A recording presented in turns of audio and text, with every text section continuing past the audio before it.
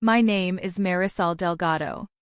I am 31 years old, and I used to believe that if you worked hard enough for a family, they would eventually see you. I was wrong about that the night my mother called me about a bill with my signature on it. I should tell you how things looked from the outside first, because from the outside they looked fine. I grew up in a 4-bedroom house in the suburb of Chandler, Arizona, the kind of neighborhood where every lawn is the same shade of green and the HOA sends letters about your trash bins being visible from the street. My father, Ernesto Delgado, ran a mid-sized contracting business out of a strip mall office on Alma School Road. He had 16 employees at the peak, a company truck with the logo on the side, and the kind of handshake that made people trust him immediately. My mother, Patricia, kept the books for the business for 20 years and also kept the social calendar for the family with the same rigid precision. She knew every birthday, every anniversary, every school performance, and she recorded them all in a leather planner she bought at the beginning of each year. Then there was my sister, Gabriella. Gabriella was 3 years younger than me, which meant she was 28 at the time this story ends. She was the one my father introduced first at family gatherings. She was the one my mother called when something good happened. When Gabriella graduated from community college with an associate's degree in business administration, my parents threw a dinner party for 40 people. When I graduated from Arizona State with a finance degree 2 years earlier, my mother made my favorite chicken dish, and my father shook my hand at the kitchen table. I am not telling you this to make you feel sorry for me. I am telling you because it matters to what happened later, and because I want you to understand that I knew my place in this family clearly and had known it for a long time. I want to ask you something before I go further, because I think if you are watching this channel you already know the feeling I am about to describe. You know what it is to be competent in every room except the one that should matter most. You know what it is to achieve something real and watch the news travel sideways in your own family, landing somewhere else, illuminating someone else. If that sounds familiar, stay with me because what comes next is about exactly that. I had built a life that did not depend on their approval, even if some part of me had never fully stopped wanting it. After graduation, I took a junior analyst position at a mid-sized accounting firm in Phoenix called Hartwell & Crane. I was there for 3 years before I was recruited by a corporate financial advisory firm with offices in Dallas. I moved to Texas at 25. I built my client portfolio methodically, took on the accounts that other analysts found tedious, and within 4 years I was managing a book of business worth just over $2 million in annual fees. I was good at what I did. I kept clean records, I returned calls the same day, and I understood that a client's money was the physical form of every decision they had ever made, so I treated it accordingly. I also sent money home every month, but I'll get to that. I had a small apartment in the uptown district of Dallas, a car I owned outright, and a savings account that would have surprised my father if he had ever asked about it, which he never did. My social life was quiet. I had 2 close friends, both colleagues, and I called my grandmother in Tucson every Sunday. I did not date seriously. I worked. It is not a glamorous description of a life, but it was mine and I had assembled it carefully. My phone buzzed on a Thursday afternoon in late October when I was finishing a quarterly review for one of my larger clients. It was my mother. I let it ring to voicemail, finished the paragraph I was writing, and called her back 4 minutes later.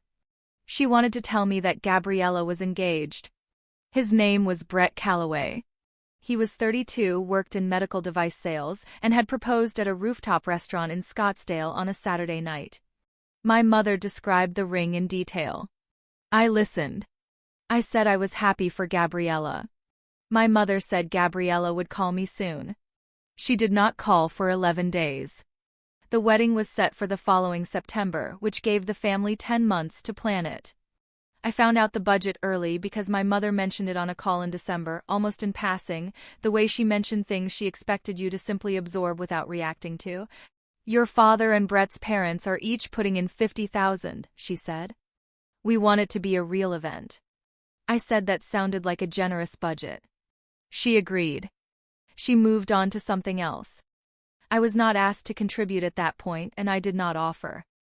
I had learned over the years to wait until I was asked, because volunteering money or time or labor in this family had a strange effect. It was accepted without acknowledgement and then used as evidence that I had more to give. I had made that mistake enough times to know the pattern. In February, Gabriella called me. It was the first extended conversation we had had in close to 3 months. She told me about the venue, a property outside Scottsdale called Saguaro Ridge that did outdoor ceremonies and had a Spanish tile courtyard she had fallen in love with. She told me about the caterer, the florist, and the photographer. She talked for 40 minutes. I asked questions when there was space. At the end of the call she said, "I want you there, Marisol. I know things have been weird, but you're my sister." I told her I would be there. I meant it. The distance between Dallas and Scottsdale is not large by flight, but I had a complicated quarter at work in the spring and I did not go home for Gabriella's bridal shower. My mother called to tell me that was noticed. I sent a gift, a ceramic serving set Gabriella had listed on her registry, and a card. The card was not mentioned. In April, my father called me for the first time in 6 weeks. Ernesto Delgado did not call his daughters often. He called when there was a specific purpose, and the call was conducted like a short meeting. He stated the topic, discussed it, and ended the call when the topic was resolved. He had a deep voice and a way of pausing before he spoke that had always made me feel, as a child, that whatever came next was going to require something from me. "Your sister needs help with the final costs," he said. "Some things came in over what we planned." I asked what had come in over. The catering upgraded. The venue added a fee for the late ceremony time.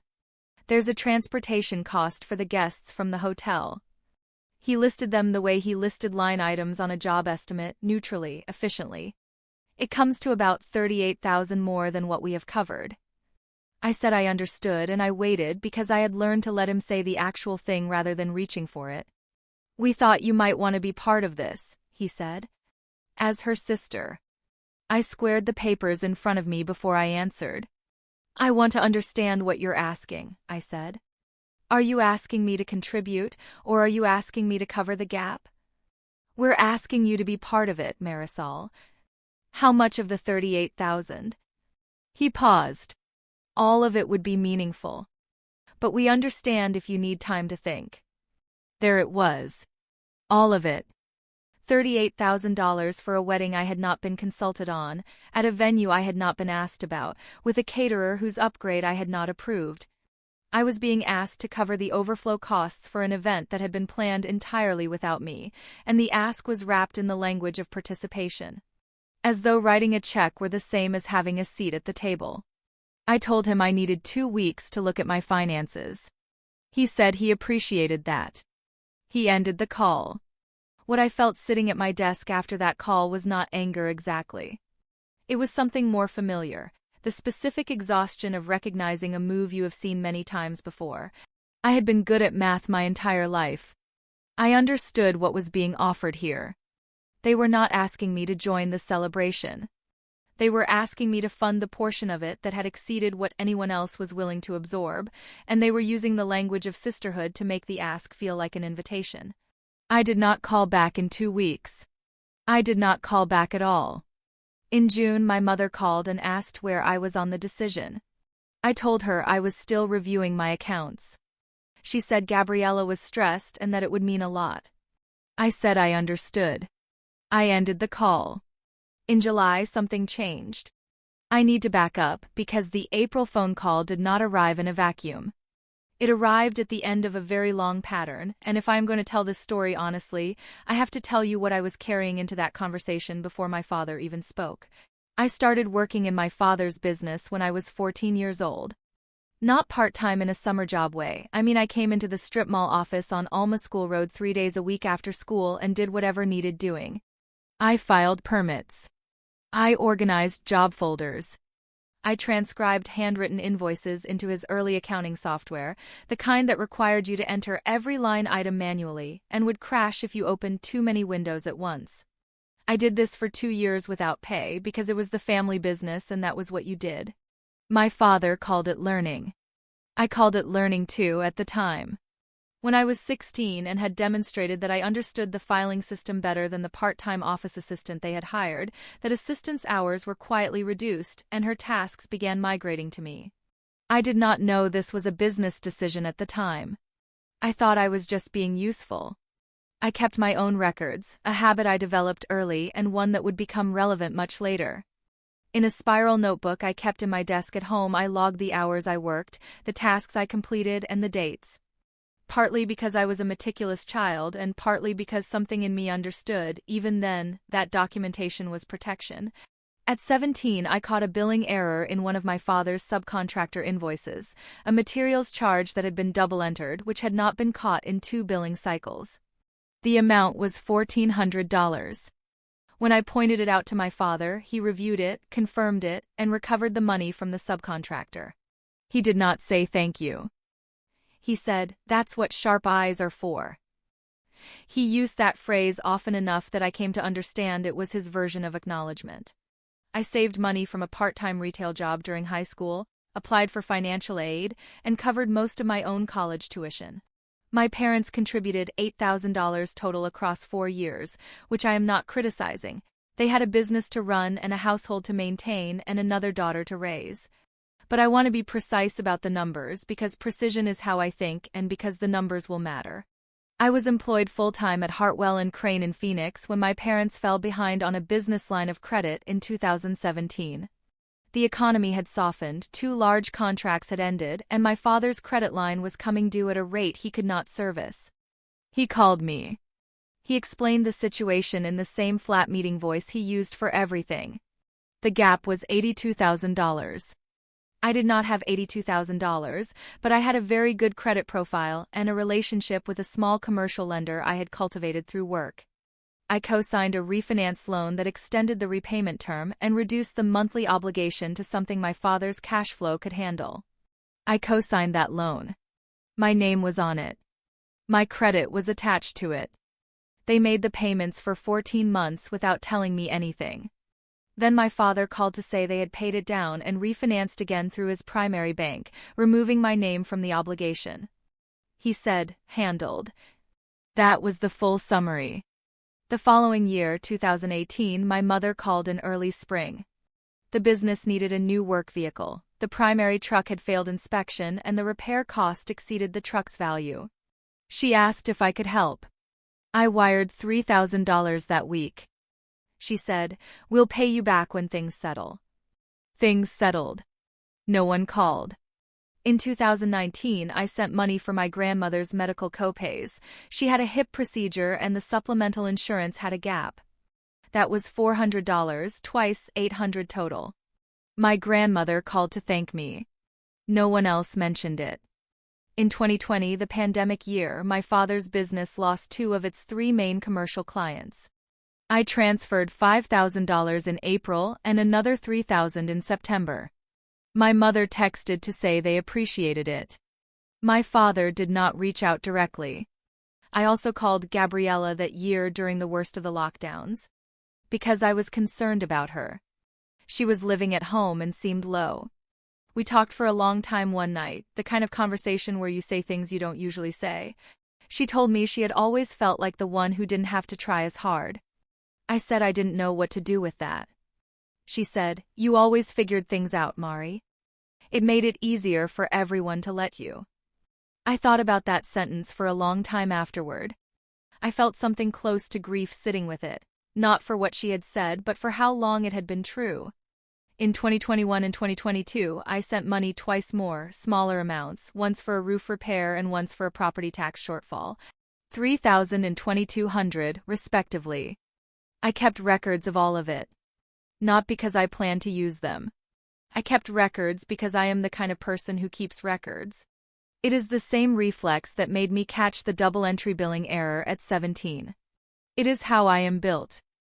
By the time my father called me in April to ask about the wedding gap, I had contributed, directly, documentably, somewhere north of $22,000 to this family over 14 years. I had co-signed a loan that put my own financial standing at risk. I had wired money during a pandemic without being asked twice. I had worked without pay as a teenager in an office that benefited from my labor. I had done all of this quietly, without announcements, because that was the implicit deal. You were useful, you were reliable, you were the one who figured things out, and in return you were included. Peripherally, conditionally, but included. The ask in April was not the first ask. It was just the first one where the number was large enough and the framing was wrong enough that I finally did the math out loud. $38,000 to cover an overflow I had not caused, for a celebration I had not been part of planning, under the category of sisterhood. I did not say any of this on the phone with my father. I said I needed 2 weeks. But I sat with it. July arrived, and with it a phone call from Gabriella that did not feel like the February one. She called on a Sunday evening, which was unusual. She sounded different, clipped, slightly elevated in that way people sound when they have been talked into making a call they weren't sure about making. "Marisol," she said. "I need to know where you are on this." I said I was still working through it. "The venue needs a deposit confirmation by the 15th, she said. "If we miss it, we lose the date." I told her I understood the timeline. "So you're not going to do it?" It was not quite a question. "I haven't decided yet," I said. "I want to understand what I'm agreeing to before I agree to it." There was a pause, and then she said something that I have turned over many times since. "You always make everything so complicated, Marisol. It's a wedding. It's $38,000. You make that in what, a few months?" I folded the napkin on my kitchen table into a smaller square and said nothing. "Mom and Dad have done so much," she continued. "They're already putting in $50,000. Brett's family is matching that. This is just the overage." "I know what it is," I said. "Then why are you making it hard?" I asked her a question. I asked whether she knew that our parents had approached me specifically, not Brett's family, not any of her other friends or family members, and whether she knew the framing they had used. She said she knew they had called me. I asked if she thought that was fair. She said, "I think you have the money and you could help and you're choosing not to." That was the end of that conversation. She hung up. I sat at my kitchen table for a while with the folded napkin in front of me. 2 weeks later my mother called again, and her tone had shifted from the earlier calls. It was harder, more direct. "Marisol, people are asking questions about the final payment. It's embarrassing." I said I was sorry it was embarrassing. "You need to make a decision. You are her sister." I said I understood that. "Do you?" "Because sometimes I think you forget what family means." I capped my pen and set it down. "I haven't forgotten," I said. "My mother said that if I wasn't going to help, I should at least have the decency to tell them so they could figure out another plan. I said I would let them know by the end of the week." She ended the call. I did not call by the end of the week. I did not call the week after that. And at some point in August, without a single conversation with me, without a phone call, without an email, without a text asking my permission or notifying me of their intention, my parents submitted paperwork to a private events payment service that Saguaro Ridge used for large balance deposits. The paperwork listed my name as a co-responsible party for the outstanding balance. They had filled in my information, my legal name, my home address, my phone number, from documents I had signed years earlier in connection with the 2017 business loan.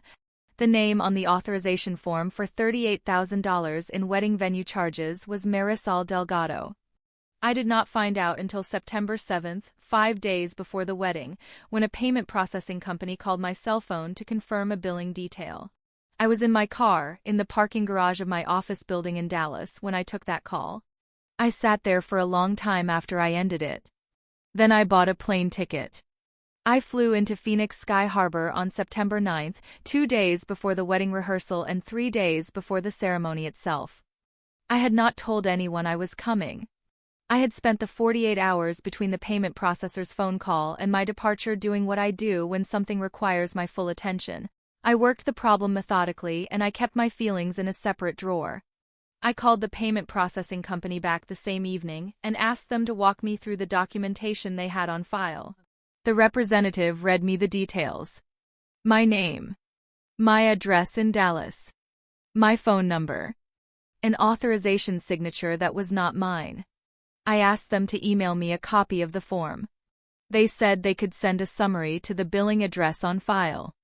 I gave them my email address and asked them to use that instead. They confirmed they would. 40 minutes later, I had a PDF in my inbox. I read it twice.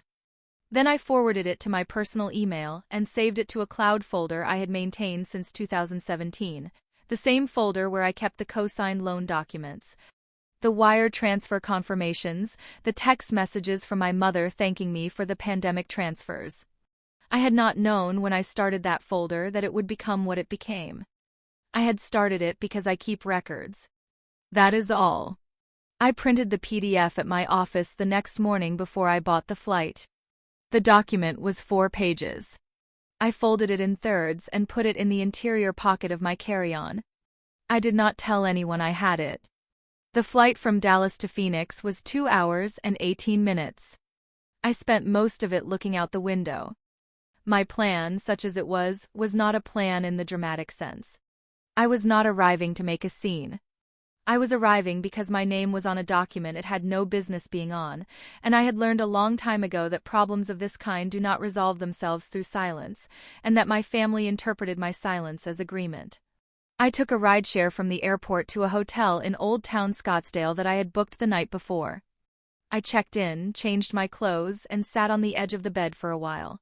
Then I called my father. He answered on the 3rd ring. He sounded slightly distracted, the way he sounded when he was managing multiple things at once.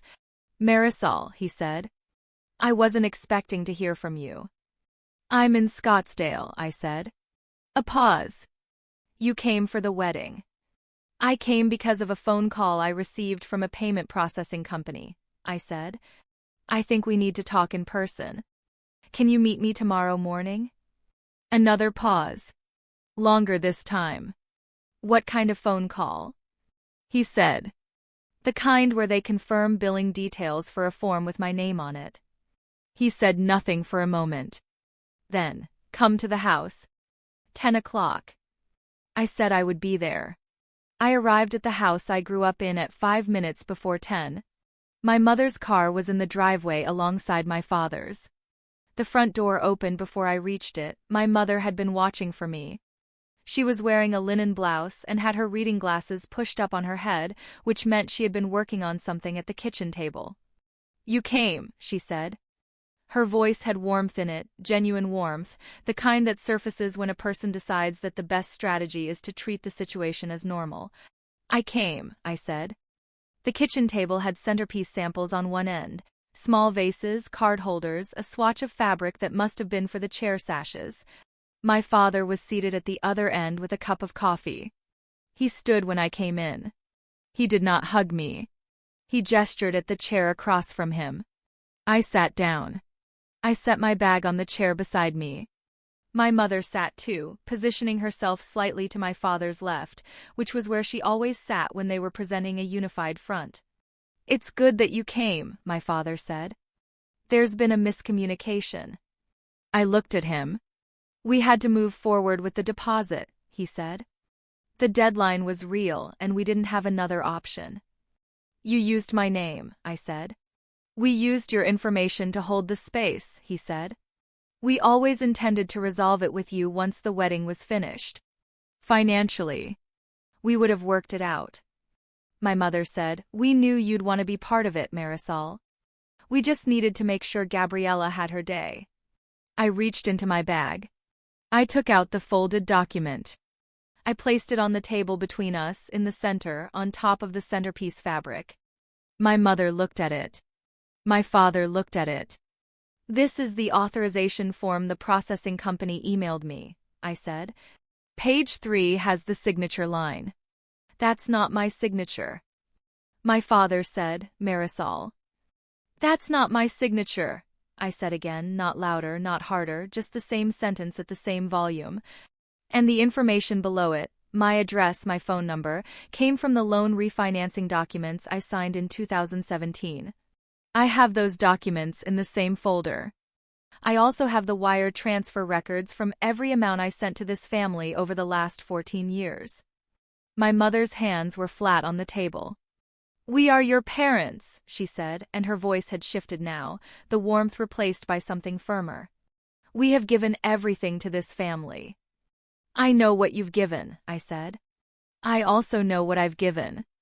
I have records of both."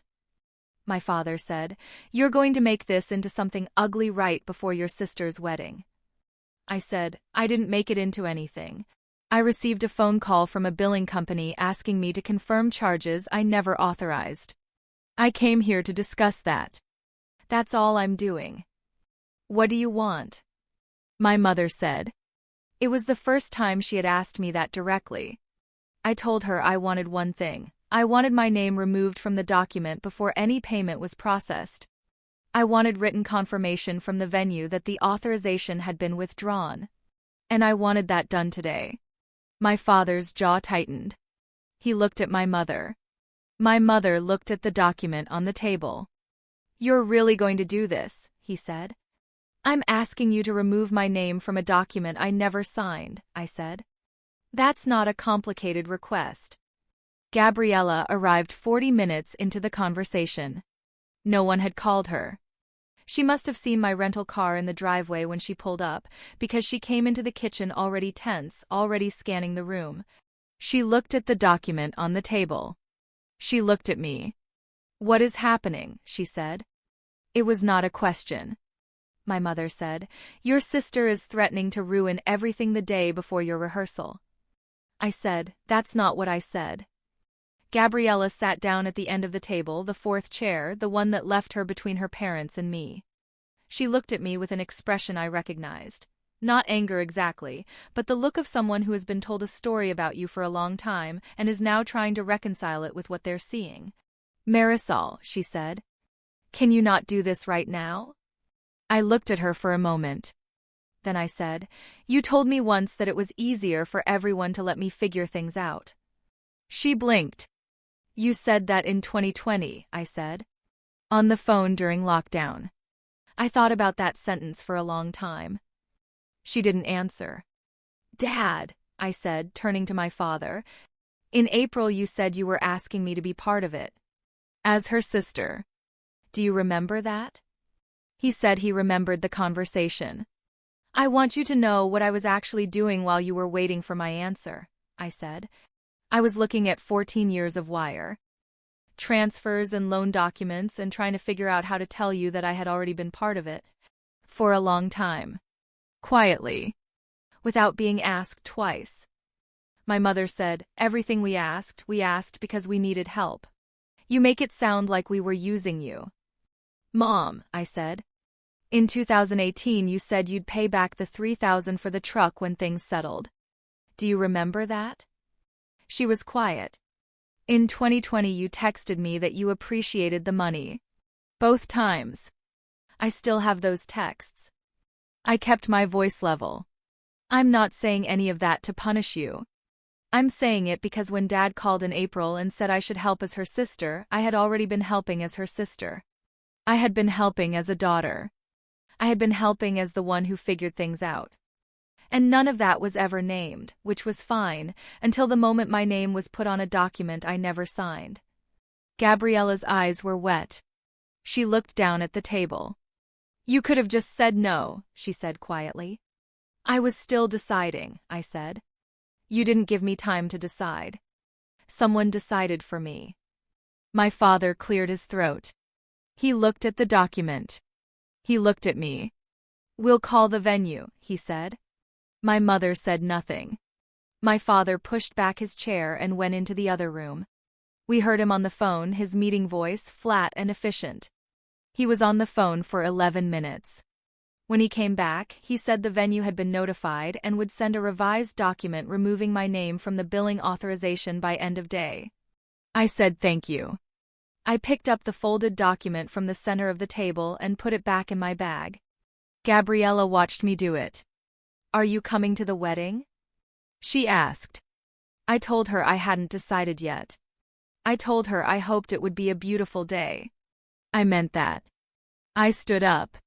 I did not slam the kitchen door on the way out. I pulled it closed behind me until I heard the latch catch, and I walked to my car, and I drove back to Old Town Scottsdale, and I sat in the hotel parking lot for a while before I went inside. The venue confirmation email arrived at 4:47 that afternoon. I went to the wedding. I sat in the back row, in a chair at the edge of the courtyard, and I watched my sister walk toward a man who looked at her like she was the only person in the garden. She was radiant. I took a photograph on my phone and I did not post it anywhere. I flew home on Monday morning. I have thought about that kitchen table more times than I expected to. Not because of what happened there, exactly. The conversation went the way I had prepared for it to go. My father folded when faced with documentation, which is what I had always understood about him. He was a practical man, and practical men respond to evidence. The forgery was not something he could argue his way around once I had put it on the table in front of him, and I think some part of him had known that before I arrived. What I think about is the centerpiece samples at the other end of the table. The small vases. The fabric swatch. The way my mother had been working on something when I arrived, assembling the details of a celebration, and how the room held both things at once, the beauty she was building for one daughter and the document I was holding for myself. I used to think the worst thing was being overlooked.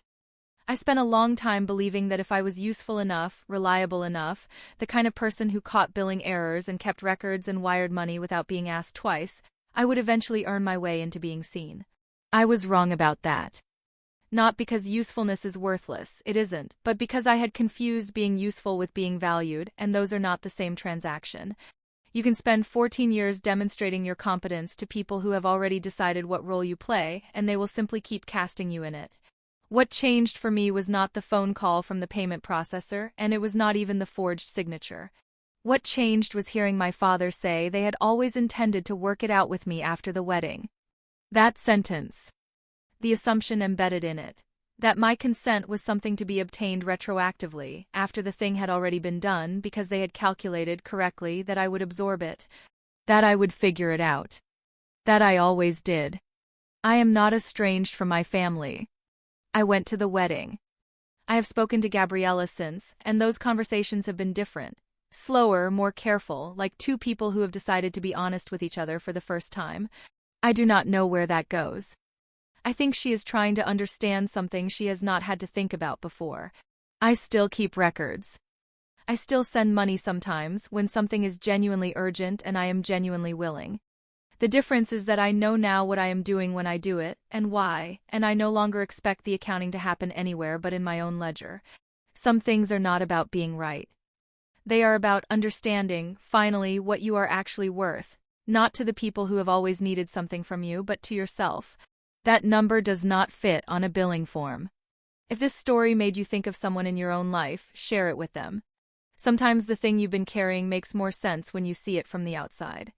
This is a fictional story created for entertainment purposes. Names, characters, and events are products of the imagination and do not depict real individuals or situations.